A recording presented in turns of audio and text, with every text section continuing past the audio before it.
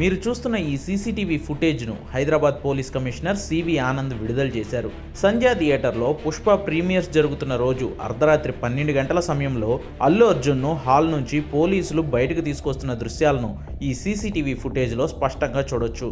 అయితే అల్లు అర్జున్ నిన్న ప్రెస్ మీట్లో మాత్రం తన దగ్గరకు ఏ పోలీసులు రాలేదని, సినిమా మొదలైన కొంతసేపటికే వెళ్ళిపోయానని చెప్పారు. థియేటర్ లోపల మీ సినిమా చూసిన కొంచెం సేపటికి సార్ నా వర్క్ అసలు ఏ పోలీసు కానీ ఎవ్వరూ నాకు వర్క్ అసలు నన్ను కలవలేదు, నాతో ఏం చెప్పలేదు.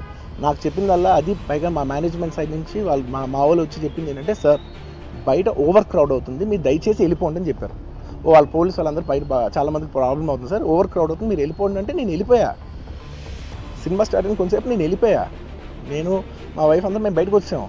కానీ ఈ సీసీటీవీ ఫుటేజ్ను విడుదల చేసిన పోలీసులు సినిమా 9 గంటల 45 నిమిషాలకు మొదలైతే దాదాపుగా 2 గంటల పాటు అల్లు అర్జున్ థియేటర్లోనే కూర్చుని సినిమా చూశారని, బయట మనుషులు చనిపోయారని చెప్పినా సినిమా చూస్తానని అలాగే చూశారంటూ చిక్కడపల్లి ఏసీపీ రమేష్, చిక్కడపల్లి సిఐ రాజు నాయక్ ఈ సీసీటీవీ ఫుటేజ్ను విడుదల చేశారు.